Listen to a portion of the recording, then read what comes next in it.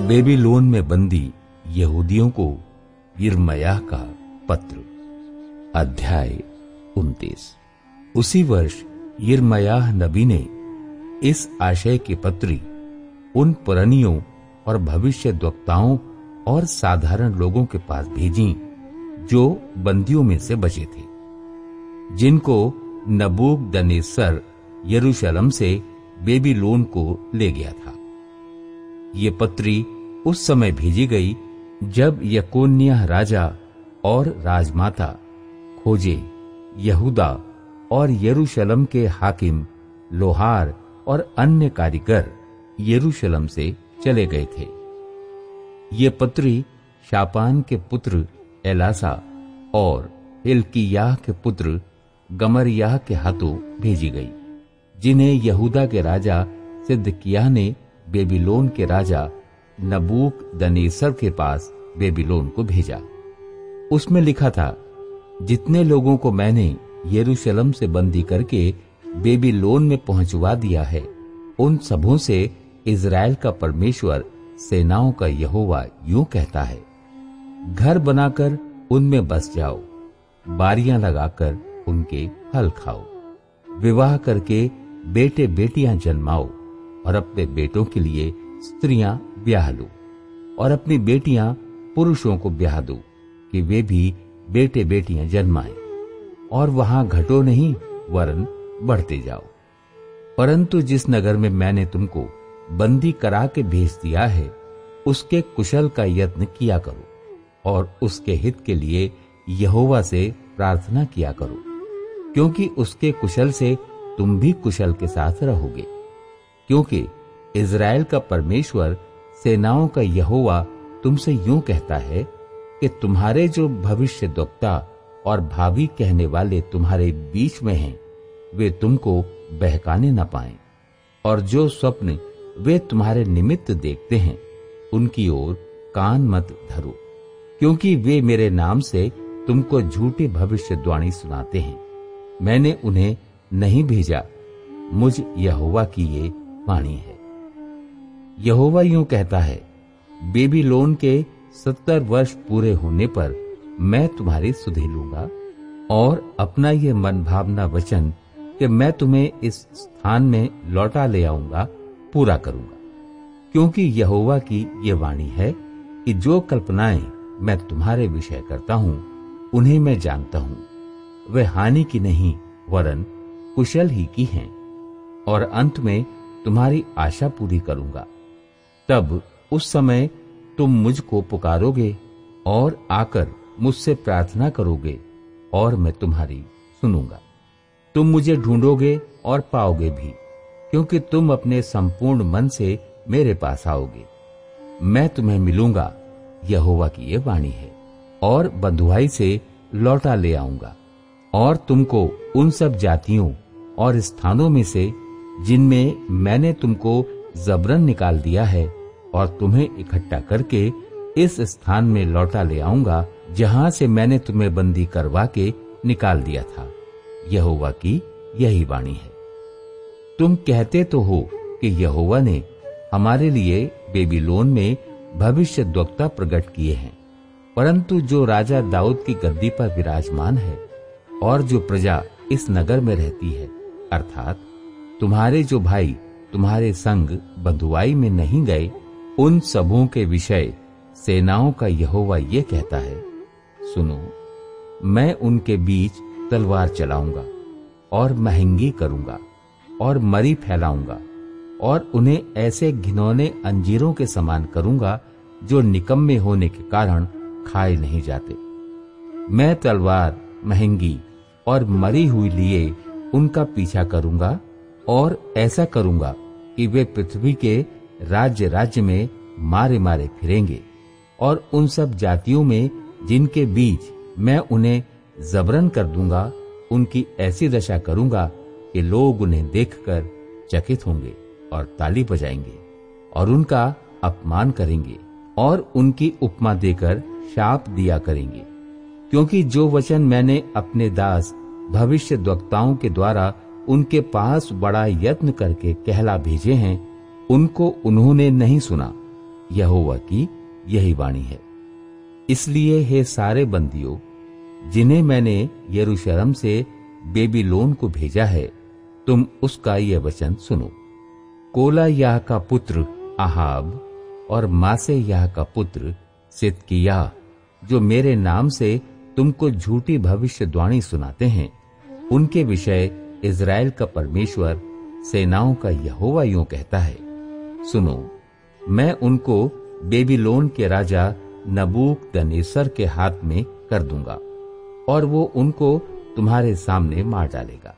सब यहूदी बंदी जो बेबीलोन में रहते हैं, उनकी उपमा देकर ये शाप दिया करेंगे, यहोवा मुझे सिदकिय्याह और आहाब के समान करे, जिन्हें बेबीलोन के राजा ने आग में भून डाला, क्योंकि उन्होंने इजरायलियों में मूर्ता के काम किए, अर्थात अपने पड़ोसियों की स्त्रियों के साथ व्यभिचार किया और बिना मेरी आज्ञा पाए मेरे नाम से झूठे वचन कहे।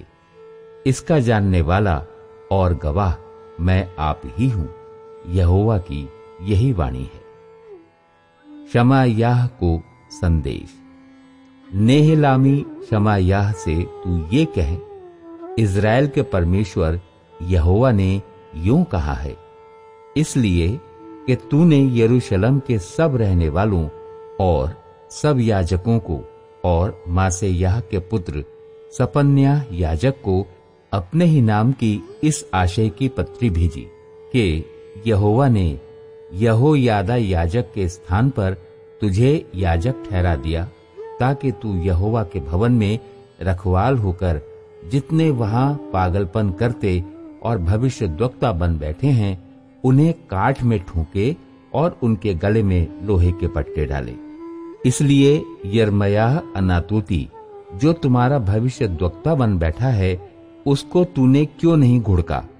उसने तो हम लोगों के पास बेबीलोन में ये कहला भेजा है कि बंधुआई तो बहुत काल तक रहेगी, इसलिए घर बनाकर उनमें रहो और बारियां लगाकर उनके फल खाओ।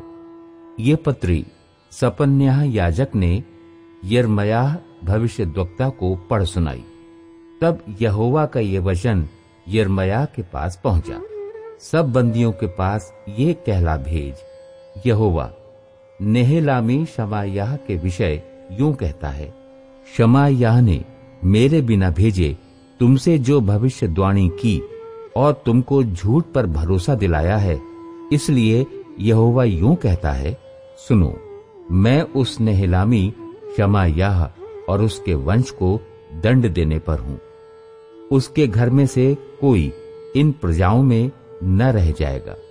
जो भलाई मैं अपनी प्रजा की करने वाला हूं, उसको वो देखने न पाएगा, क्योंकि उसने यहोवा से फिर जाने की बातें कही हैं। यहोवा की यही वाणी है।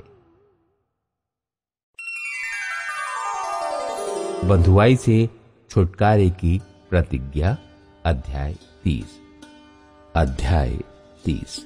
यहोवा का जो वचन यिर्मयाह के पास पहुंचा वो ये है, इज़राइल का परमेश्वर यहोवा तुझसे यूं कहता है, जो वचन मैंने तुझसे कहे हैं उन सबों को पुस्तक में लिख ले, क्योंकि यहोवा की ये वाणी है। ऐसे दिन आते हैं कि मैं अपनी इज़राइली और यहूदी प्रजा को बंधुआई से लौटा लाऊंगा, और जो देश मैंने उनके पितरों को दिया था उसमें उन्हें लौटा ले आऊंगा, और वे फिर उसके अधिकारी होंगे। यहोवा का यही वचन है। जो वचन यहोवा ने इज़राइलियों और यहूदियों के विषय कहे थे वे ये हैं। यहोवा यूं कहता है, थरथरा देने वाला शब्द सुनाई दे रहा है, शांति नहीं, भय ही का है। पूछो तो भला और देखो, क्या पुरुष को भी कहीं जन्ने की पीड़ा उठती है?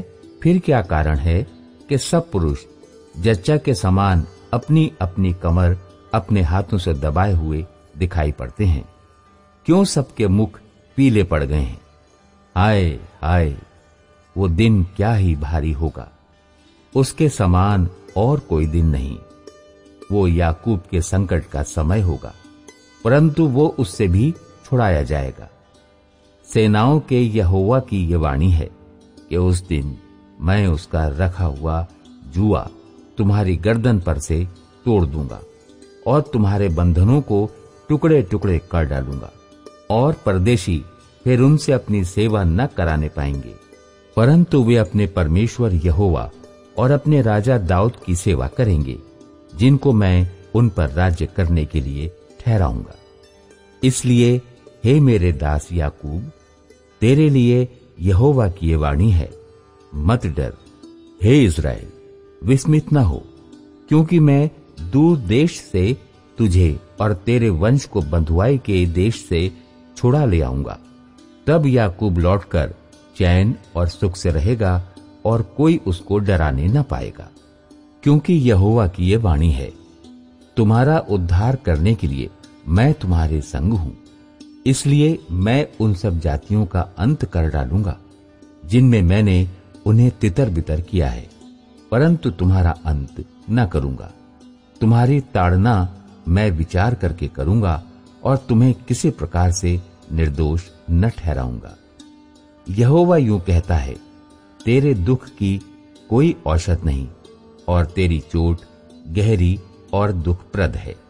तेरा मुकद्दमा लड़ने के लिए कोई नहीं, तेरा घाव बांधने के लिए न पट्टी न मलहम है।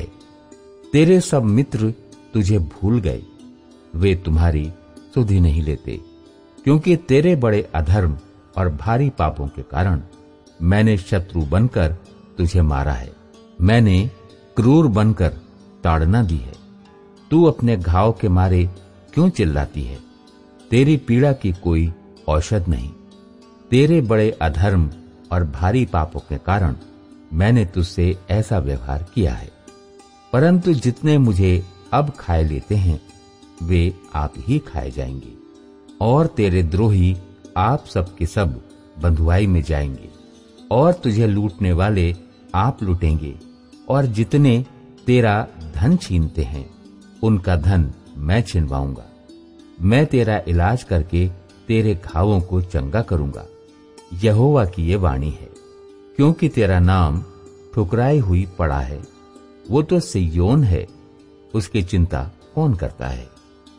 यहोवा कहता है, मैं याकूब के तंबू को बंधुआई से लौटाता हूं और उसके घरों पर दया करूंगा, और नगर अपने ही खंडहर पर फिर बसेगा, और राजभवन पहले के अनुसार फिर बन जाएगा। तब उनमें से धन्य कहने और आनंद करने का शब्द सुनाई पड़ेगा। मैं उनका वैभव बढ़ाऊंगा और वे थोड़े न होंगे। उनके बच्चे प्राचीन काल के समान होंगे, और उनकी मंडली मेरे सामने स्थिर रहेगी, और जितने उन पर अंधेर करते हैं उनको मैं दंड दूंगा। उनका महापुरुष उन्हीं में से होगा, और जो उन पर प्रभुता करेगा वो उन्हीं में से उत्पन्न होगा। मैं उसे अपने निकट बुलाऊंगा और वो मेरे समीप आ भी जाएगा, क्योंकि कौन है जो अपने आप मेरे समीप आ सकता है? यहोवा की यही वाणी है। उस समय तुम मेरी प्रजा ठहरोगे और मैं तुम्हारा परमेश्वर ठहरूंगा। देखो, यहोवा की जलजलाहट की आंधी चल रही है। वो अति प्रचंड आंधी है। दुष्टों के सिर पर वो जोर से लगेगी। जब तक यहोवा अपना काम न कर चुके और अपनी युक्तियों को पूरी न कर चुके, तब तक उसका भड़का हुआ क्रोध शांत न होगा। अंत के दिनों में तुम इस बात को समझ सकोगे।